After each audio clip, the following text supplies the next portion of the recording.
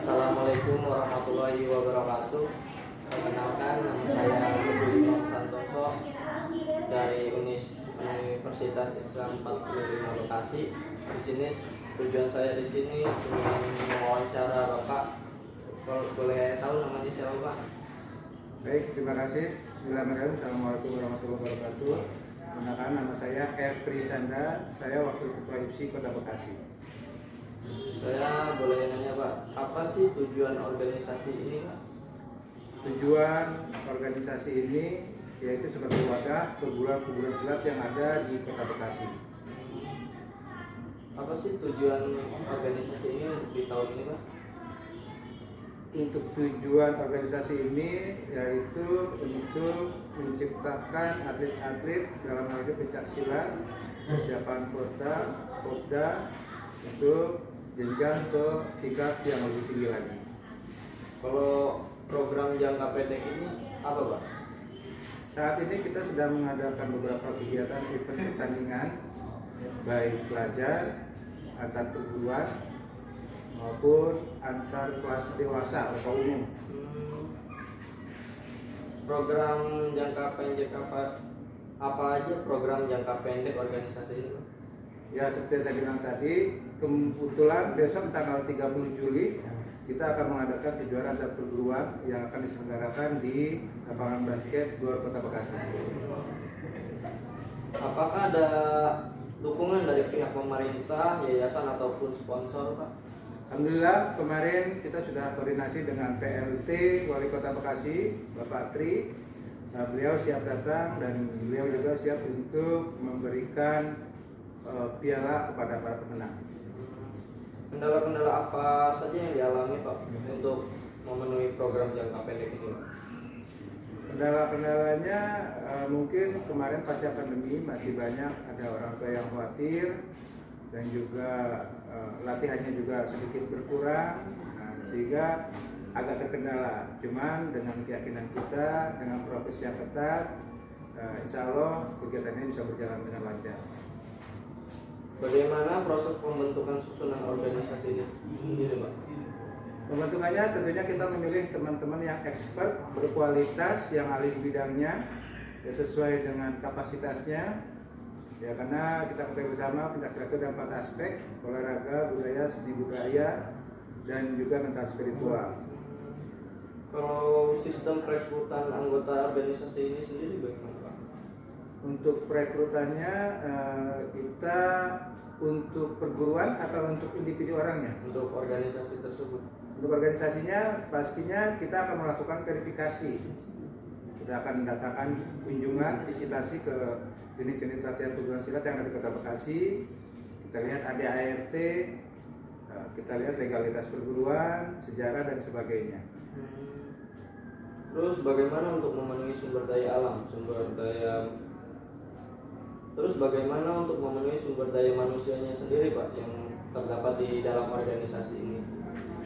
Ya, untuk memenuhi sumber daya manusianya tentunya kita melakukan kegiatan-kegiatan pelatihan para pesilat, atlet, para pelatih, para wasit juri, yang juga ada beberapa dari konsep atau aspek seni budaya. Jadi kita selalu mengadakan kepelatihan untuk para pelatih.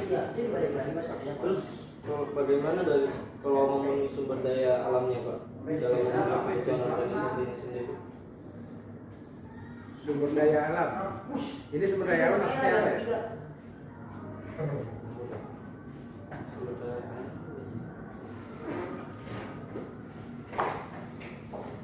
Kalau sumber daya alam, setahu saya ya misalnya kita melakukan kegiatan ya sifatnya mungkin di lapangan. Ya mungkin kegiatan yang sifatnya latihan fisik dan mental. Ya kita melakukan di lingkungan atau alam yang cukup menantang.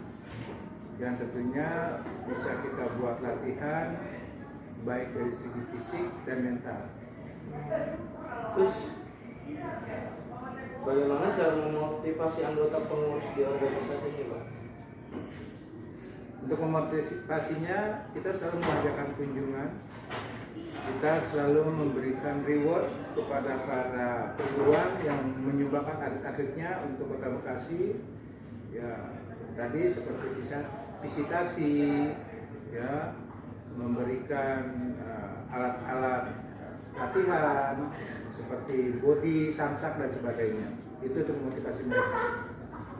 Terus apakah ada pertemuan rutin organisasi, Pak? Ada. Jadi kita adakan minimal per bulan, maksimal triwulan bahkan semester untuk evaluasi setiap kegiatan yang sebelum atau yang akan kita lakukan. Terus bagaimana sih Pak cara yang dilakukan untuk mengontrol pendanaan dalam organisasi? Kita selalu mengontrol pendanaan. Kita buat pengecekan setiap anggaran yang masuk, kemungkinan dari KONI atau dari orang-orang yang pecinta silat yang tidak terikat. Ya, kita selalu mengadakan audit, keluar masuk pengeluaran yang dilakukan oleh teman-teman yang ahli bidangnya, terutama dalam bidang audit atau accounting. Terus bagaimana cara mengondisikan anggota bekerja efektif dan produktif supaya tidak menimbulkan kerugian dalam organisasi? Ya, tentunya kita mencari SDM yang baik, kita mencari teman-teman yang ahli di bidangnya, expert di bidangnya, ya, sehingga dia bisa mengkalkulasi semua kerugian atau misalnya pemasukan, sehingga meminimalisir hal-hal yang kira-kira tidak menguntungkan untuk organisasi. Terus selama berjalannya organisasi ini Pak, adakah evaluasi berjalan yang dilakukan anggota atau pengurus berkaitan dengan program yang terwujudnya visi misinya? Ya, tentunya selalu kita evaluasi setiap kegiatan. Seperti saya bilang, setiap ada event kegiatan, ada kepelatihan, kita selalu mengadakan evaluasi tentunya untuk ke depan supaya lebih baik lagi. Terus Pak, terakhir ini Pak, jika ada anggota yang lalai terhadap tugas dan tanggung jawabnya, langkah apa saja yang dilakukan organisasi ini? Biasanya kita melakukan pembinaan. Kita panggil, kita berikan teguran secara lisan, dan bila lanjut mungkin secara tertulis, ya memang kemungkinan pelanggarannya berat, kemungkinan juga bisa kita keluarkan sesuai dengan kesalahannya. Tapi kita tetap ajas musyawarah untuk mufakat dan keluargaan. Terima kasih Pak untuk wawancara ini. Terima kasih. Kurang lebihnya mohon maaf nih Pak, dalam wawancara mungkin ada salah-salah kata, perbuatan atau apapun itu Pak. Terima kasih. Assalamualaikum warahmatullahi wabarakatuh. Waalaikumsalam warahmatullahi wabarakatuh.